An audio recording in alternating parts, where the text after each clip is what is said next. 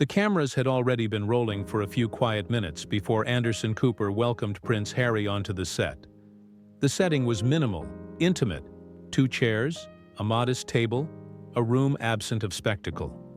The usual atmosphere of 60 Minutes, serious, steady, quietly intense. Anderson extended a hand, smile calm but courteous. Harry took it with a nod, his demeanor polite but guarded. "Harry, thanks for joining us," Anderson began with measured warmth. Harry gave a slight nod, his expression unreadable. "I imagine people are expecting a lot from this conversation," he said.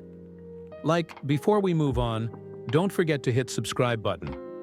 "So here I am," Harry replied, a flicker of tension already resting beneath his composed exterior. The first stretch of the interview moved along without trouble. They spoke about his new home in California, fatherhood, and his philanthropic projects.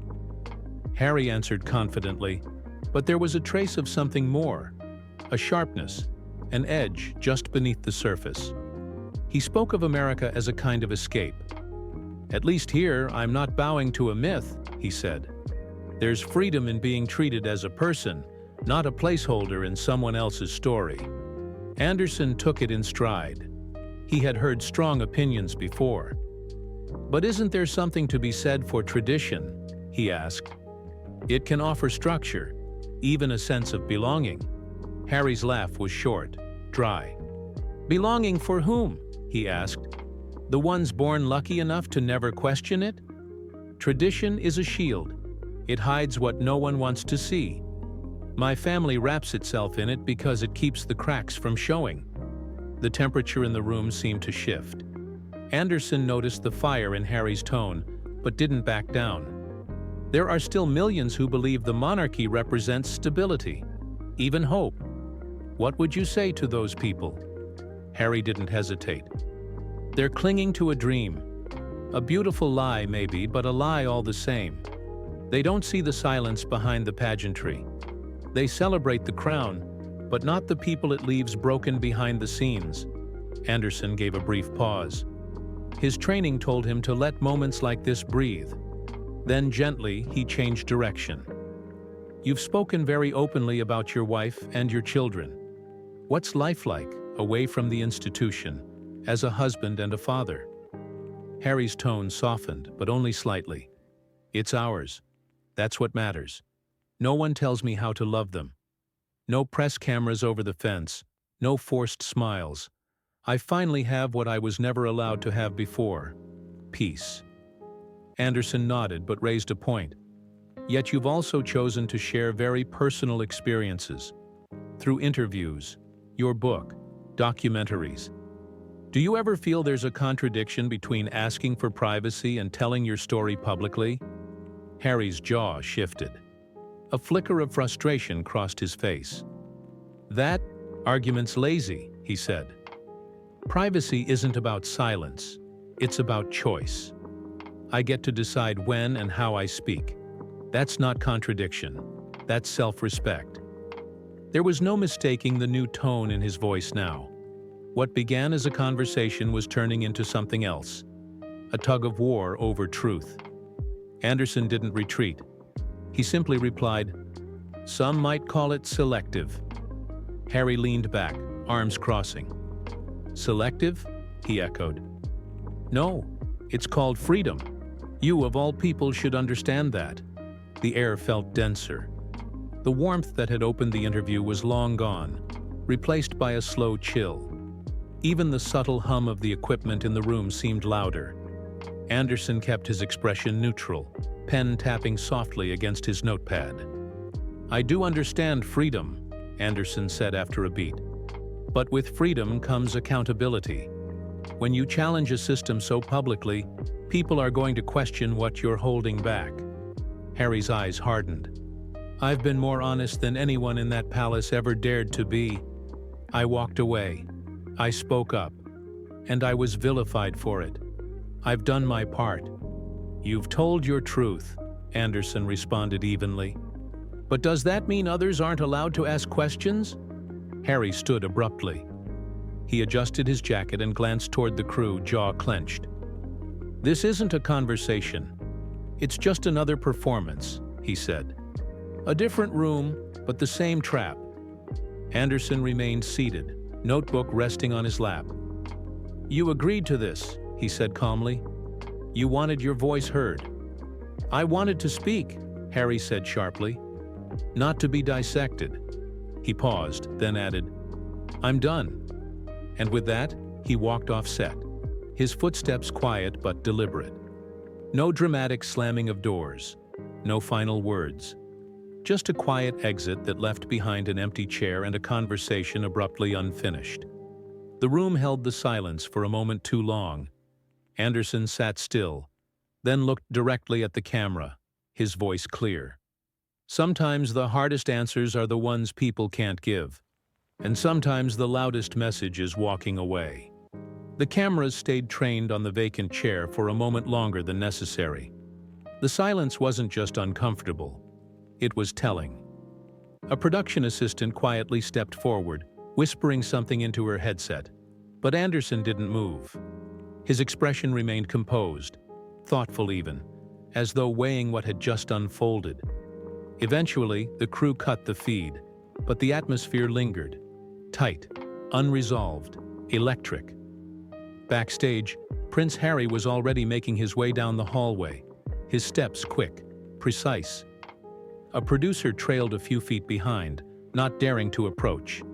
His face was set, lips drawn tight, jaw clenched not from anger, but from something deeper. Weariness, perhaps, or defiance held just barely in check. Outside, a car waited. He didn't stop to speak. No formal goodbye, no final word. Inside the studio, Anderson finally stood. He placed his notes on the table and ran a hand down the front of his suit jacket. He'd interviewed war survivors, whistleblowers, political leaders teetering on the edge of power. Walkouts weren't new, but this one was different. This wasn't just about a difficult question or a misstep. This was about control colliding with vulnerability in real time. Later, the editorial team would debate how much to air. Some would argue for restraint, others for transparency. But Anderson would insist on this. The audience needed to see it as it happened. Not cleaned up, not softened. Because sometimes, the real story isn't in the answers, but in what someone can't bring themselves to say. In the final broadcast, the footage would be shown nearly in full. No music, no sensational editing. Just a man trying to rewrite his place in a world that never asked what he wanted in the first place. And a journalist who didn't blink when that rewrite turned into retreat. The closing moments of the segment would stay with viewers long after the credits rolled. A quiet room, an empty chair, a half-drunk glass of water, and the echo of someone who came to speak but couldn't quite finish the sentence. The segment aired 3 nights later. No teaser clips, no tabloid leaks. Just a primetime broadcast introduced by Anderson himself, his voice steady as ever, but edged with a certain gravity that hadn't been present in the pre-recorded version. "This conversation was meant to offer insight," he began. What it became was something much more complicated. Viewers watched in silence as the interview unfolded. Social media buzzed with speculation, but the footage spoke for itself. There were no fireworks, no shouting, just the slow, visible unraveling of a man pulled between conviction and control, rebellion and restraint. And then, the walkout. No dramatic music, no cutaway. Just silence, a camera left running, and Anderson's closing words. Across the world, reactions poured in. Supporters praised Harry's courage. They said he'd stood his ground, refused to be pushed into corners, refused to play the game. They saw his departure not as avoidance, but as defiance. A final act of self-preservation from someone who had already given too much of himself to a world that rarely listened. But critics were just as loud. They called him fragile, ungrateful, selective. They questioned how someone so determined to tell his truth could fall silent the moment the questions turned uncomfortable. Was it really about privacy, or just control over the narrative? Somewhere in the middle were those who simply watched, trying to make sense of a royal who seemed both deeply human and deeply unreachable. In London, palace aides declined to comment publicly, but sources hinted at quiet satisfaction. This is exactly why senior royals don't do these kinds of interviews, one insider said to a reporter. You don't rise above by walking out, you hold the line. Yet it wasn't that simple. Privately, even among those who disapproved of Harry's methods, there was unease. The cracks he spoke of, they were real and growing harder to deny. The institution had long been protected by a pact of silence, but silence was losing its power in a world that demanded transparency. Meanwhile, Harry remained out of sight. No statements, no Instagram post, no follow-up interviews. His team said only that the prince stood by everything he said and didn't say in the interview. He needed time, they said. Time to let the world talk itself quiet. But inside Montecito, the fallout was being felt more intimately. Friends said he was shaken, though not surprised. He hadn't stormed out in a fury. That was the media's spin. He'd walked away because the space no longer felt like one where he could speak freely. Or maybe because, for all his preparation, there were still questions he wasn't ready to answer. Questions about identity, about anger, about the line between speaking out and striking back. Behind the scenes, Anderson's team processed it all in their own way. Some believed Harry had revealed more in that silence than he could have with another 30 minutes of talking. Others were frustrated. They felt the interview had just begun to crack open something meaningful before it collapsed into evasion. But Anderson was clear. He didn't see it as a failure. You can't force authenticity, he told his producers. You just give it space. And if someone walks out of that space, that's part of the story too. Over the next week, the moment was dissected endlessly. In articles, opinion columns, late-night monologues, headlines blared, Harry walks out on Anderson. Royal exit, again. The interview that broke the silence, and then broke down. But beneath the noise, a quieter conversation was happening. About the emotional toll of exile, the complexity of public vulnerability, the difference between truth-telling and self-branding. Was Harry truly misunderstood, or was he curating a version of himself the world could sympathize with? Could both things be true? For Anderson, it was a reminder of what journalism demanded: presence, patience, and the willingness to sit in discomfort. He'd seen it before. Subjects who came in wanting to speak their truth but found, midway through, that truth wasn't as neat or defensible as they thought. That the story they'd rehearsed didn't hold up under weight. That anger was easier to wear than uncertainty. That walking away felt safer than being seen fully. And maybe that's what had happened here. Harry hadn't just walked out of a room. He'd stepped out of a moment he couldn't control. Anderson's final reflection on the broadcast was brief, but it stayed with people. Some interviews change the way we see the world. Some remind us how hard it is to be seen at all.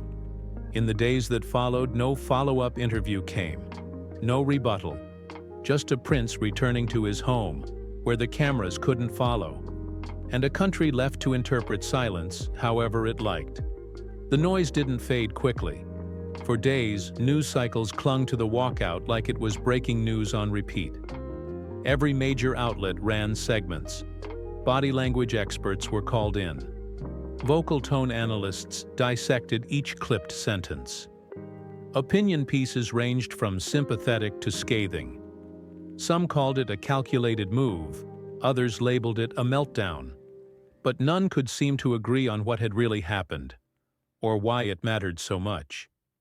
In Montecito, the headlines echoed, but the house stayed quiet. Harry avoided all media, not just interviews, but screens entirely. No television, no social feeds. He spent his mornings with his children, walking barefoot through their garden, pulling weeds and picking oranges that were too ripe to save. The earth, he'd once told Meghan, made more sense than people. It had no opinion, no camera flash, only weather and time. She didn't press him to talk about the interview, though she had watched it twice. She understood what had happened, even if she hadn't expected it. He'd gone in trying to control the narrative, but stories never stay still under pressure. And Harry wasn't used to conversations without scripts, without soft landings. When the questions turned inward, when the words started reflecting back something sharper than expected, it had rattled him. He hadn't exploded, but he'd folded, quietly, precisely. Not from weakness, from a kind of bruised strength that hadn't healed as much as he thought it had. There was a moment, 2 nights after the interview aired, when he stood by the kitchen sink, staring out into the dark. The moonlight made him look older, or maybe just more tired. Megan approached him softly, saying nothing. She simply slid her hand into his and leaned against him. "Was I wrong to go?" he asked her quietly. "No," she said. "But maybe you were hoping for something they couldn't give." He nodded slowly. "They always want a version of me that fits, and when I don't give it to them, I become the problem." "That's not new," she said. He turned toward her. "Then why does it still hurt?" She didn't answer. Some questions don't need words. She pulled him in close instead, and they stood there, wrapped in each other's silence, while the world outside debated what they couldn't explain. Back in New York, Anderson Cooper gave no further comment. He declined follow-up interviews. He didn't tweet. He didn't clarify. He didn't need to. The interview stood on its own, unedited, unflinching. And to him, that was enough. But his team kept receiving calls.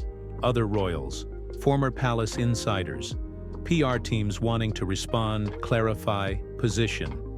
Even a few family members from Harry's side reached out privately, not to be interviewed, but to talk off the record, to explain, or perhaps just to be heard.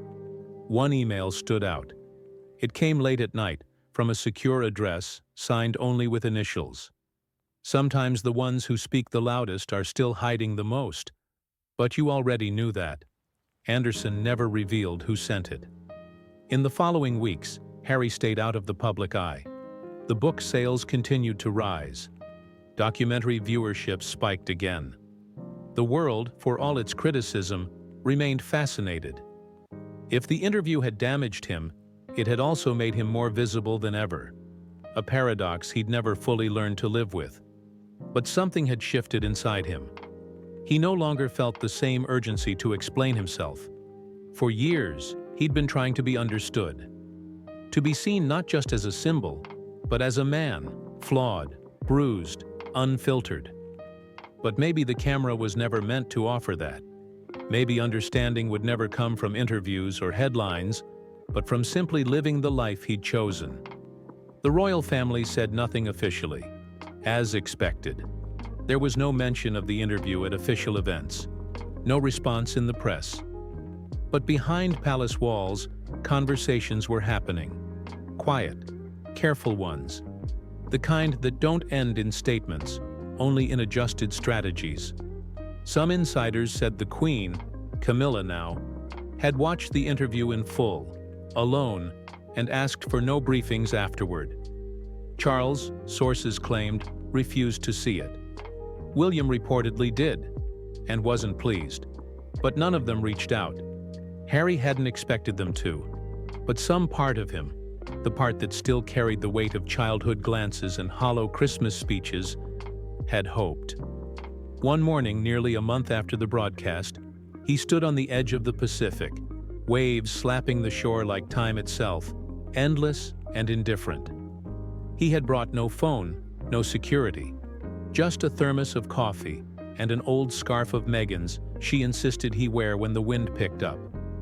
As the horizon blurred in the early light, he thought back to the interview. The chair, Anderson's quiet steadiness, the questions that cut just a little too deep. He didn't regret walking away, but he did regret what he hadn't said before he left. Not a defense, not a rebuttal, just something simple. "I'm not trying to be right," he might have said. "I'm just trying to be free. Maybe next time. Or maybe not." Because for the first time in a long time, the silence didn't feel like exile. It felt like peace. Weeks passed. The headlines slowed, then shifted. A scandal elsewhere, a royal tour in Australia, a leaked photo from Buckingham that consumed the tabloids for 2 full days. Attention always wandered eventually. That was the rhythm of public obsession. Intense, brief, and forgetful. But for Harry, the dust didn't settle so easily. He hadn't spoken publicly since the interview. No statements, no corrections, no carefully worded essays in legacy magazines. His silence was not strategic. It wasn't planned. It was instinct. He simply had nothing left to give to the noise. And yet, even in stillness, the world didn't stop watching. Every public sighting of him sparked speculation. The quick phone photo taken at a cafe with Archie, the blurry video of him jogging near the coast, the grainy image of him and Meghan at a private fundraiser. People didn't just want to see him. They wanted to interpret him. Every smile measured. Every furrow of his brow loaded with imagined meaning. He had once hoped distance would make him invisible, but instead, it had made him mythic. A symbol of rebellion for some, betrayal for others. He no longer belonged to the royal story, but somehow he couldn't escape being part of it either. That was the trap. Not the one Anderson had laid, but the one Harry had been born into. Meghan saw it before he did. One night after putting the children to bed, she sat across from him on the patio, a blanket around her shoulders, her hair pulled back, tired but luminous in the candlelight. "They're not going to let you go," she said softly. "Not really." "I left," he replied quietly. "I don't owe them anything." "I know," she said. "But that doesn't mean they'll stop needing you, or blaming you." He stared at the stars, his voice low. "I don't know how to be part of something that always needed me to be silent." Meghan took his hand. "Then don't be silent. But don't let them turn your words into another performance. Speak when it's real, not when it's expected." He looked at her. "You think I walked out too early?" She smiled faintly. "I think you walked out when you had nothing left to say. That's not weakness, that's honesty." He let her words settle. They didn't fix anything, but they reminded him that not everything needed fixing. A few days later, a letter arrived. Not an email, not a text. A real letter, hand-addressed, the kind few people sent anymore. The handwriting was familiar, jagged but precise. He recognized it before he even opened the envelope. It wasn't long. "You walked away again. Maybe it was right. Maybe it was just you being you. I don't pretend to understand anymore. But you should know, even when we say nothing, we're listening. Even when we don't show it." No signature, but he didn't need one. He folded the letter carefully, slid it into a drawer beside his old military medals, the ones he no longer wore but couldn't throw away. Symbols of a past life, now mostly memory. Still meaningful, still complicated. He didn't respond. There was nothing to say yet, but he didn't destroy it either. Anderson Cooper, meanwhile, had moved on to the next story. A humanitarian crisis abroad. A whistleblower in Washington. The Harry interview faded into the catalog of moments he'd collected over decades, each one layered with its own truth, its own silence. In an internal memo, his producer noted something unusual.